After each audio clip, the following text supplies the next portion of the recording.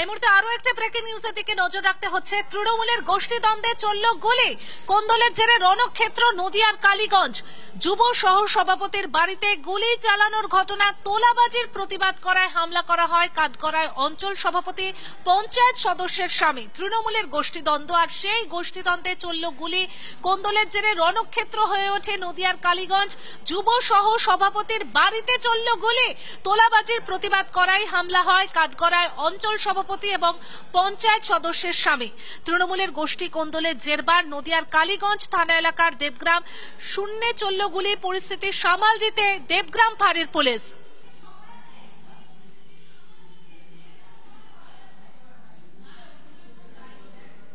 চিকিৎসা করিয়ে বাড়ি ফিরছিলেন নদিয়া জেলার যুব সহ সভাপতি। আর ঠিক এখান থেকে ওই দূরে যেখানটায় লোকগুলো দেখা যাচ্ছে, ওইখানটাতেই কিন্তু পর পর 2 রাউন্ড গুলি চলে বলে অভিযোগ। আজ সকালে সেই গুলির ঠোল উদ্ধার করে নিয়ে যায় দেবগ্রাম থানার পুলিশ। একটা ছবি গোটা রাজ্য জুড়ে লোকসভা নির্বাচনের পর তৃণমূলের গোষ্ঠী কন্দল কিন্তু একের পর এক প্রকাশ্যে আসছে।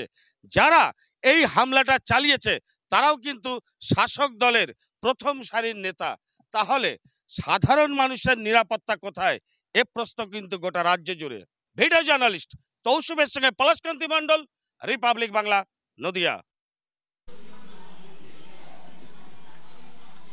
তৃণমূলের গোষ্ঠীদ্বন্দ্ব আর সেখানে গুলি চালানোর ঘটনা, আর এই ঘটনাকে কেন্দ্র করে রণক্ষেত্র হয়ে ওঠে নদিয়ার কালীগঞ্জ। যুব সহ সভাপতি তার বাড়িতে গুলি চালানোর ঘটনা ঘটে, আর তোলাবাজির প্রতিবাদ করাতেই এই হামলার ঘটনা। এই ঘটনায় কাঠগড়ায় অঞ্চল সভাপতি এবং পঞ্চায়েত সদস্যের স্বামী। আমরা ওদের অন্যায়ের প্রতিবাদ করার জন্য ন্যায়ের পথে আমরা চলছি। সেখানে আমার কাছে জনগণ আছে, আমি জেলা পরিষদের সদস্য। আমাকে এরা একটা ভীতি সন্ত্রাস করার জন্য, কেন যেহেতু ওদের ওই অন্যায়, ওরা তোলাবাজি, ওরা আজকে কাটমানি নিচ্ছে মানুষের সঙ্গে, একটা বিচার করতে গিয়ে টাকা নিচ্ছে, ওরা কারের সঙ্গে গিয়ে কি করছে, মাটি কাটাচ্ছে, পাথর লড়ি ধরছে, বিভিন্ন রকমের কাটমানির সঙ্গে ওরা যুক্ত। সেগুলো আমরা এর প্রতিবাদের জন্য আজকে রিঙ্কু রিন্ধনে এবং ময়ূরী রিন্ধনে আর আবু জাফর মল্লিক তার হাজব্যান্ড সাফিয়া বিবি তার হাজব্যান্ডের তাদের এই নেতৃত্বে আজকে আমার এই বাড়িতে সেখানে সে গুলি করে গেছে।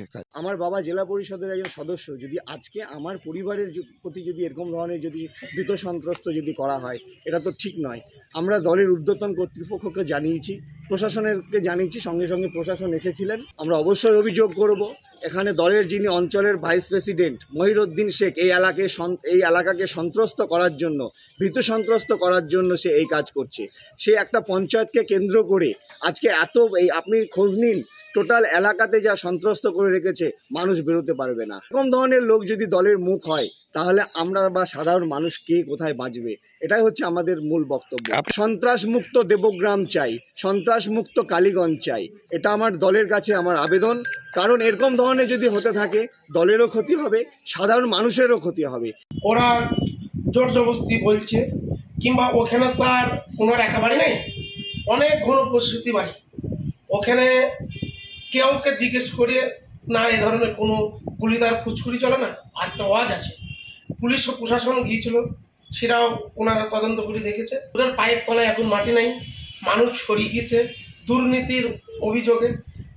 ওরা আগে অঞ্চল সভাপতি ছিল শহীদুল্লাহ শেখ, বাদ পড়ে গিয়েছে। বাদ পড়ে যাওয়ার একটাই কারণ হয়েছে তুলাবাজি করা, কন্ডামি করা।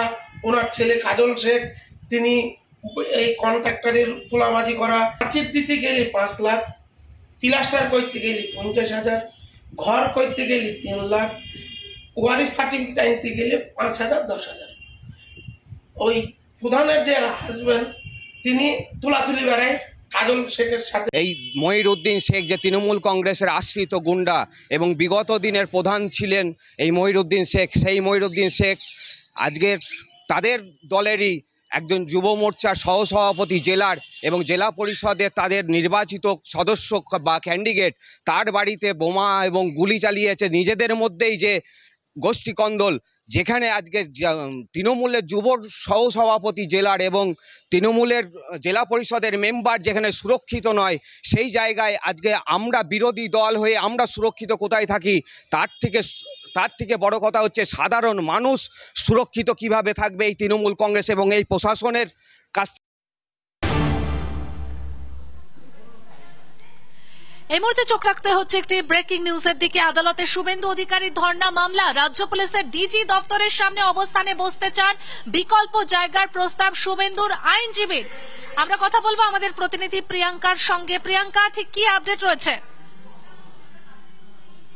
দেখো পায়েল, ইতিমধ্যে যে উঠে আসছে শুভেন্দু অধিকারীর যে ধর্ণা সংক্রান্ত মামলা, সেই মামলার আজকে শুনানি ছিল কলকাতা হাইকোর্টে। সেই ক্ষেত্রে ভোট পরবর্তী সন্ত্রাসে আক্রান্ত ব্যক্তিদের নিয়ে শান্তিপূর্ণ অবস্থান বিক্ষোভের স্থান পরিবর্তন করলেন শুভেন্দু অধিকারী।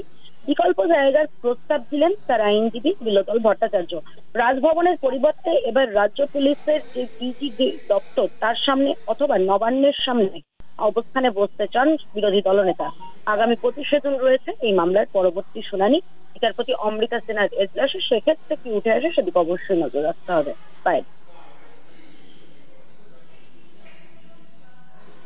একদমই প্রিয়াঙ্কা, ধন্যবাদ। 25 জুন মামলার পরবর্তী শুনানি, সেখানে কি উঠে আসে সেদিকেই নজর থাকবে আমাদের।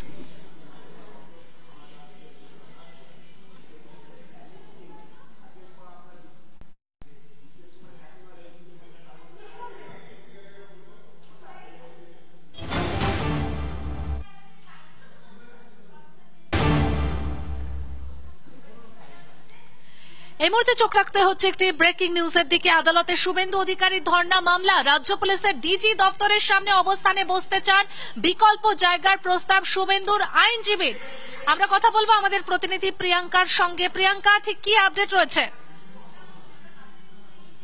দেখো পায়েল, ইতিমধ্যে যে উঠে আসছে শুভেন্দু অধিকারীর যে ধর্ণা সংক্রান্ত মামলা, সেই মামলার আজকে শুনানি ছিল কলকাতা হাইকোর্টে। সেই ক্ষেত্রে ভোট পরবর্তী সন্ত্রাসে আক্রান্ত ব্যক্তিদের নিয়ে শান্তিপূর্ণ অবস্থান বিক্ষোভের স্থান পরিবর্তন করলেন শুভেন্দু অধিকারী। বিকল্প জায়গার প্রস্তাব দিলেন তার আইনজীবী বিলোতল ভট্টাচার্য। রাজভবনের পরিবর্তে এবার রাজ্য পুলিশের যে ডিজি দপ্তর তার সামনে অথবা নবান্নের সামনে অবস্থানে বসতে চান বিরোধী দলনেতা। আগামী 25 জুন রয়েছে এই মামলার পরবর্তী শুনানি। বিচারপতি অমৃতা সিনহার এজলাসে সেক্ষেত্রে কি উঠে আসে সেদিকে অবশ্যই নজর রাখতে হবে।